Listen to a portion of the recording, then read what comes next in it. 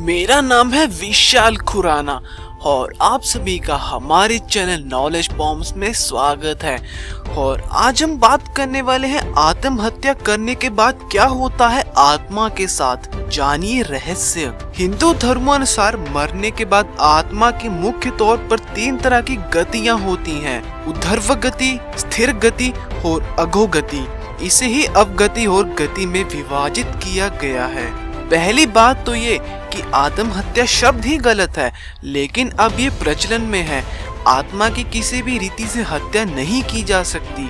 हत्या होती है तो सिर्फ शरीर की। इसे देह हत्या कह सकते हैं। दूसरों की हत्या से ब्रह्मा दोष लगता है, लेकिन खुद की ही देह की हत्या करने का बहुत बड़ा अपराध है। जिस देह ने आपको कितने भी वर्ष तक इस संसार में रहने की जगह दी, संसार को देखने, सुनने और समझने की शक्ति दी, जिस देह के माध्यम से आपने अपनी प्रत्येक इच्छाओं की पूर्ति की, उस देह की हत्या करना बहुत बड़ा अपराध है। जरा सोचिए इस बारे में। आपको कोई सबसे खास सगा या अपना कोई है तो वो है आपकी देह। गरुड़ पुराण में जीवन और मृत्यु के हर रूप का वर्णन किया गया है। आत्महत्या को निंदनीय माना जाता है, क्योंकि धर्म के अनुसार कई योनियों के बाद मानव जीवन मिलता है और ऐसे में उसे व्यर्थ गवा देना एकदम मूर्खता और अपराध है। कहते हैं कि जो व्यक्ति आत्महत्या करता है उसकी आत्मा हमारे बीच ही भटकती रहती है। ना तो उसे स्वर्ग नर्क में जाने को मिलता है, ना ही वह जीवन में पुनः आ पाती है। ऐसे में आत्मा अधर में लटक जाती है। ऐसे आत्मा को तब तक ठिकाना नहीं मिलता जब तक उसका समय चक्र पूरा नहीं हो जाता। इसलिए आत्महत्या करने के बाद जो जीवन होता है वह ज्यादा कष्टकारी होता है। जीवन के चक्र को समझना जरूरी है। जैसे पूर्ण पका फल ही खाने योग्य होता है।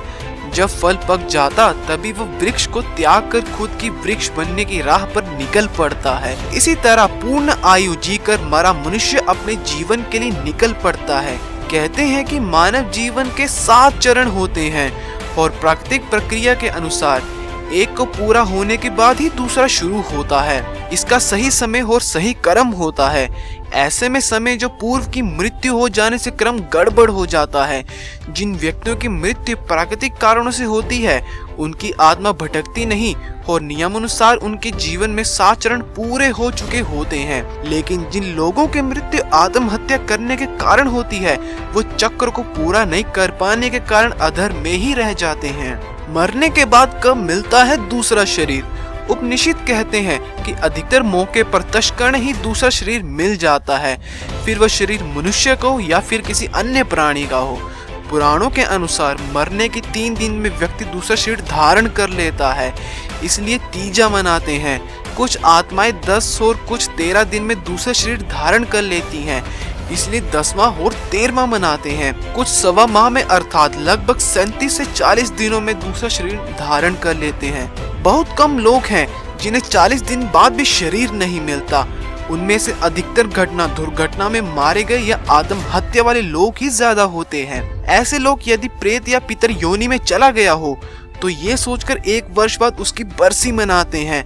अंत में उसे 3 वर्ष बाद याद कर छोड़ आ जाते हैं। वह इसलिए कि यदि तू प्रेत या पितर योनि में है तो अब तक गया में ही रहना, वहीं ही तेरी मुक्ति होगी। जिसका कोई वर्तमान ना हो, केवल अतीत हो, वही भूत कहलाता है। अतीत में अटका आत्मा भूत बन जाता है। जीवन ना अतीत है वो ना भविष्य, वह सदा वर्तमान है। जो वर्तमान में रहता है वह मुक्ति की ओर कदम बढ़ाता है। तो बस गाइस, आज का वीडियो हमारा यहीं तक था। अगर आप यहाँ तक वीडियो देख रहे हो, आपको शॉर्ट वीडियो पसंद आई होगी तो यार हमारी वीडियो को लाइक करें, कमेंट करें और शेयर करें। और अगर बाई चांस कोई चैनल पे हमारी न्यू है तो चैनल को सब्सक्राइब करके बेल आइकन दबाएं।